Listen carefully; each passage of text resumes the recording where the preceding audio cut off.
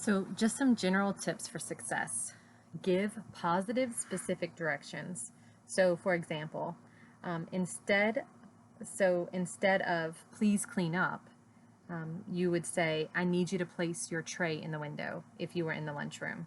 Another example of, instead of saying, don't stand up, say, please sit in your seat. Keep directions short. Words disappear, right? So let's keep our directions as short as possible and concrete as possible for our students. Encourage students to be independent whenever possible, especially if you are a one-to-one aide or someone who works directly with the same student for the majority of the day. Remember that we need them to be as independent as possible. One day they won't always have someone standing right there with them. So think through how to encourage them to be as independent and to do whatever they can on their own. And to help that, sometimes we can break bigger tasks down into smaller components. So break it into pieces and give them information in smaller chunks, and this will be very helpful for your students that you're working with. So let's talk about the bus. Many of our kids start and end the day on the school bus. So this is the first school personnel of the day that they see. So if you're a monitor on the bus or even the bus driver, then here are some strategies that you might consider for the school bus.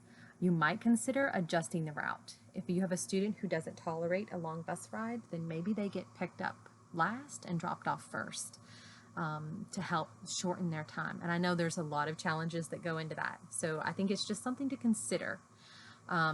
Maybe you can give them something on the bus to keep them busy. Maybe it's a book, maybe it's a fidget, maybe it's something small that they can hold in their lap that won't become a distraction on the bus, but something to help keep them occupied so they're not thinking about the bus ride.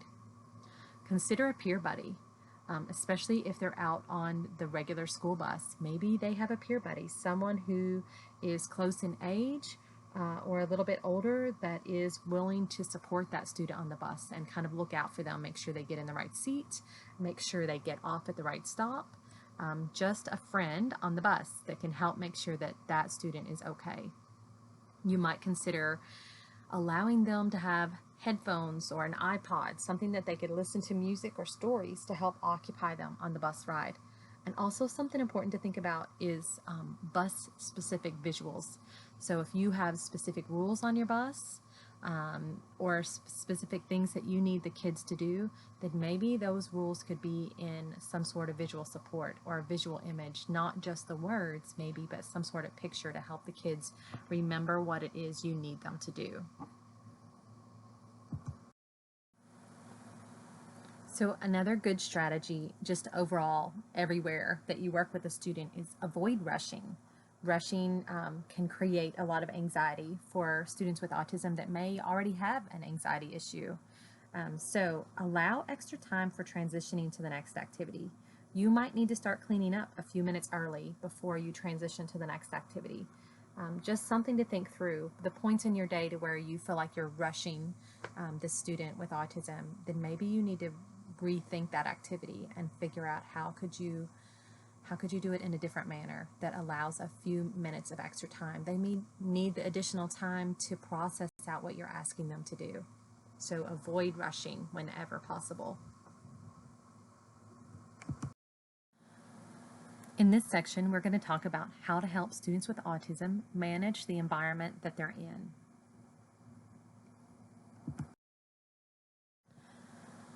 Frequently, students with autism struggle with organizational and planning skills. It comes back to those executive functioning skills.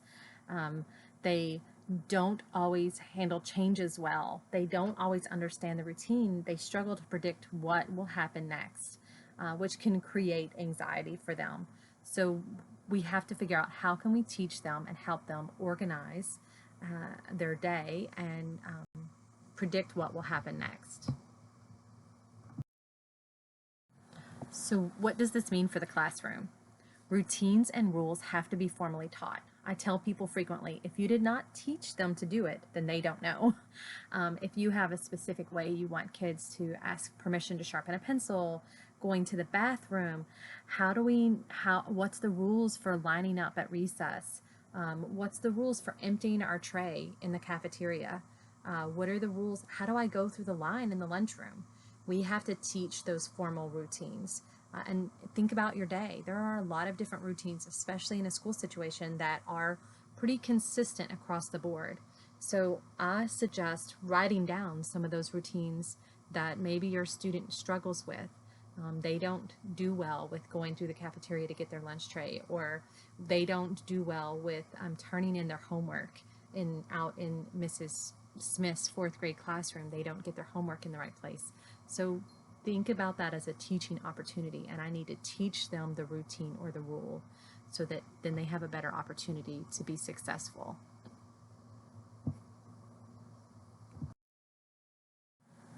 Another great way to help kids manage their environment is a visual schedule. This is an example of a visual schedule for home. The way that it works is as items are completed, you press down the little open tab, and you see the green check mark, meaning it's done. I think that visual schedules are a great way to teach kids what's coming next. It helps teach the routines of what's expected. And it's just a great all-around strategy for teaching them how to navigate the world. And if you think about it, we all use visual schedules, right? We all have a schedule or a calendar that we use. I'm operating out of 3 or 4 different calendars all the time. So this is a great life skill that you're teaching kids, something that they can take with them and use all of their life. So a visual schedule might be in pictures. And I'm going to show you an example in a minute of one that is just written words.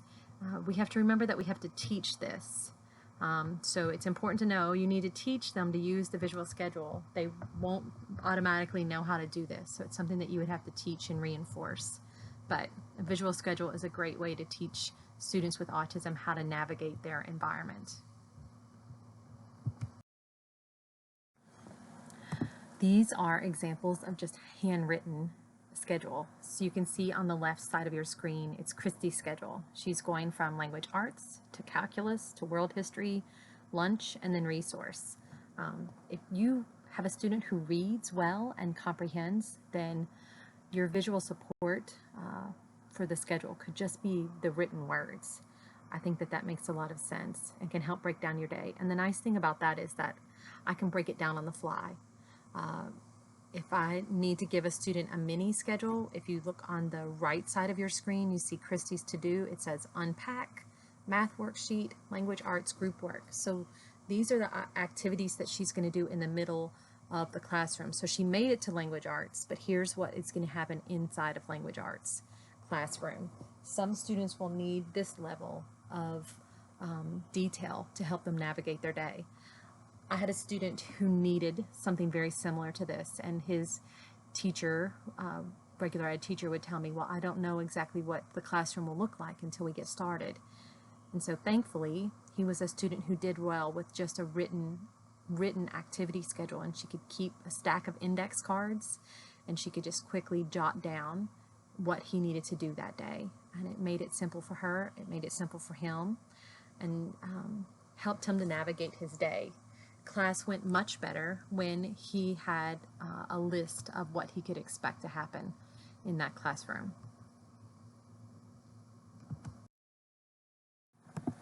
Another great strategy to consider is incorporating student preferences. Find out, what does this student like, and how can I use that to get them to do what I need them to do? It can be an easy way to increase a student's motivation drastically. So I work with a young student, and we were working on counting skills. So he was learning to count objects. So instead of counting beans or using the counting bears, which he had no interest in at all, we counted cars. He very much liked Hot Wheels. He was very interested in counting the Hot Wheel cars. I got much more participation and enjoyment from him when we counted cars versus counting beans. And it didn't take a lot of effort on my part to make that difference. Now, an example of what that might look like for a high schooler or a middle schooler, I was working with a student who his English class was writing a paper, and the teacher had asked them to write a paper about an historical scientist. She wanted everyone to choose a scientist and then to write an informative paper about that scientist. Well, this particular student had zero interest in scientists, and they were finding it very hard to motivate him to write the paper. And so we switched it, and we said he liked baseball, very much enjoyed baseball. And so when the teacher gave permission for him to write about a historical baseball figure, then he was willing, and we got the paper completed and done. So think about what your goal is. In the case of the English class, the goal was for the student to write a paper. It wasn't necessarily about writing a paper about the scientist. It was more about writing a paper about a historical figure. So it didn't matter. It didn't change the activity for that student to write about a historical baseball figure versus a historical scientist. So think about easy ways that you can incorporate student preferences into your day that might increase motivation and make the day more enjoyable for everyone. Another great strategy when working with students with autism is provide choices, and I mean adult-controlled choices. So are you going to sit in the chair on the left or the right? Are you going to write with the yellow pencil or the purple pencil? Do you want to do, if you're working with a child and the order of the work doesn't matter, then do you want to do math first or do you want to do reading first? Are you going to write this spelling word first or that spelling word first? The goal is to write spelling words. So if it doesn't matter which order they're written in, then maybe that's a choice. So think about choices that you can provide that still allows the adult the control of the situation, but gives some control back to the student with disability. It can be tough. Kids frequently have a lot of choices made for them, and especially when you have a child with disability. So teaching them to make choices is a great skill, and it's also a way to provide them some opportunity to make their own choices. So another great strategy to get us started is watch for literalness. In Eastern Kentucky, we frequently use a lot of metaphors and even sarcasm that we need to be careful about. Students with autism will take that literally. So if I say it's raining cats and dogs, they're going to go out and look for the rain and for the cats and the dogs. The other piece we need to be aware of is that teachers and school staff, we're human, and sometimes we use sarcasm. So I was in a situation with a student where he was in trouble because an adult said, well, why don't you just go right on ahead and do that? And they said it sarcastically. And of course, the student with autism took that literally. And so they just went on right ahead and they did that, the thing that they weren't supposed to be doing. And so they were very misunderstood. It was an unfortunate situation in that they took the sarcasm literally. So we have to teach these metaphors and idioms. And if you're going to use sarcasm, you have to say to the student, you have to teach them about sarcasm. I'm being sarcastic. This means don't do it. Only I'm saying the opposite thing. So that's a very difficult social situation. And it got misread as he was being non-compliant and he wasn't doing what they said, but he did literally what they said.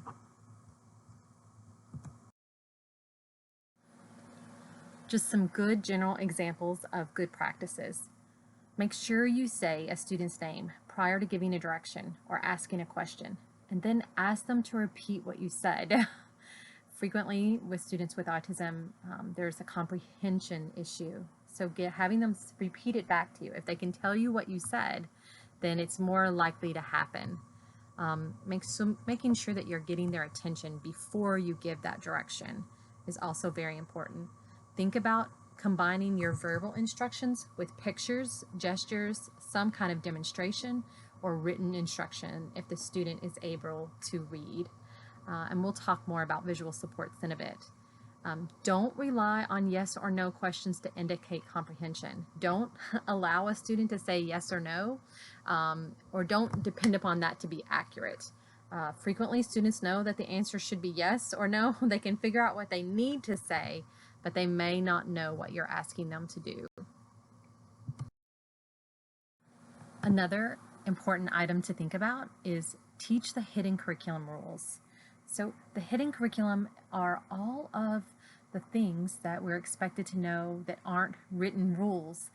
It could be, so a hidden curriculum rule example for the urinal is that when two men stand using the urinal, they don't turn and look at each other, right? They face forward when they're using the urinal. That's a hidden curriculum rule. No one tells you that. It's something that you're expected to observe and understand. Unfortunately, students with autism struggle to imitate others, and they don't always know that they should look towards other students or other people in their setting if they don't know what's happening. So we have to formally teach those hidden curriculum rules for our students with autism.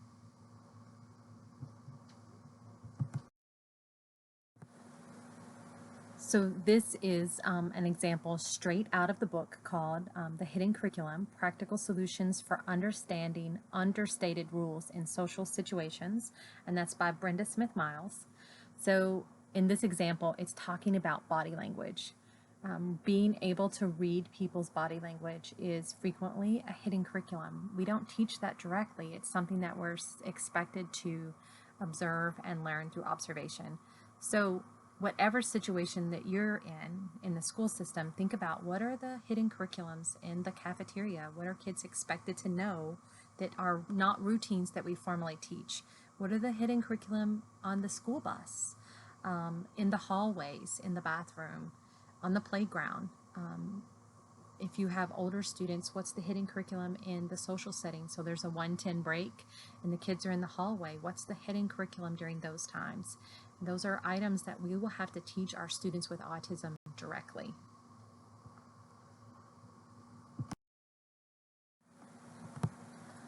So this strategy is seek and offer clarification. And specifically, I want you to think about listening to the words, right? So if a student says, I can't do this, what does he really mean? It could mean, I can't find my book, I don't understand the directions. It could mean I have to go to the bathroom now and I can't do my assignment until after I go. It could mean I can't concentrate because I'm upset that I lost my Pokemon card. It could mean my pencil lead broke. And the rule is that we can only sharpen our pencils between class. And if I'm a rule follower, I won't want to break those rules. So I will sit here until the end of time with my broken pencil lead without telling you that that's what's wrong. So listen to the words and then investigate. What does this really mean? So seek and offer clarification for what's really happening. And we know that for some students with autism, they may speak in a very monotone tone of voice. They could be very upset, but they may not show that in their expression or in their tone of voice. Strategies to help students manage time. Time can be a serious issue for students with autism. They may experience time, they may feel like they've waited forever, but really it was 1 minute. So think about things like a daily schedule and helping them manage to navigate that. If they don't understand the traditional clock or if they just need more support, maybe you're using a time timer. You can look those up. There's a nice app for that. Or some other visual timer in class. That could be a sand timer or an egg timer, something that gives kids a more clear picture of how long we're going to work on something or how long until the next activity. Teach non-literal language. So we frequently ask kids to wait.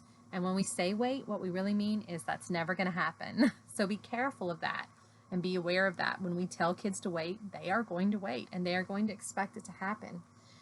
Also think things through like just a second or wait 1 minute. They may time you and expect it really to take just a second. Because what we really mean is, you know what, I need 5 more minutes instead of just a second. So think through how to teach that language and to be aware that this could cause conflict for our students. Break tasks down into chunks, right? And then give them information on how long this should take. So you know what, today in math, we are working on adding 2-digit numbers. There might be 10 problems on the page, but we're going to only work on this page for 20 minutes. And that might be a long time for some kids. Maybe we're only going to work for 10 minutes or 5 minutes. Give them information about the passage of time and so that they can better manage their experience with time. So remember that students with autism, live in a world that they feel it's unpredictable and puzzling and stressful. It's our goal as educators we're not only teaching content, but our goal is also to teach independence, right? So we want kids to be as independent as possible, and teaching them time management skills such as visual timers and visual schedules is a great strategy to use to do that.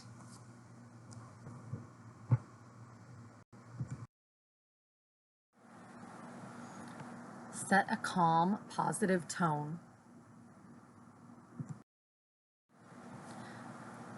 A calm adult equals a calm student. So students with autism have struggles in the area of, sometimes in the area of behavior and being able to remain calm and emotional regulation. So if we want a calm student, even if we're in the middle of a behavior episode, then as the adult, you have to remain calm. So use a calm speaking voice, give facts in an unemotional tone of voice. Give them logical sequence in small chunks that possibly they can get started on doing. As an adult in this situation, I have seen several unfortunate events out on the internet or on the TV to where adults became uncalm, adults became upset and fed into the anger of the student. So as an adult in a school setting situation, we have to remain calm. And I think it's important to know that you should have a backup person. If you work with a student who struggles with emotional regulation or who struggles with behavioral challenges, you need to have a team of people, or at the minimum, a person that you can call. If you are feeling yourself becoming upset in a situation, you need someone that you can reach out and say, hey, I need your support for 5 minutes. I need your support so I can step away for a minute or two. So as the adult, you can regain your calm.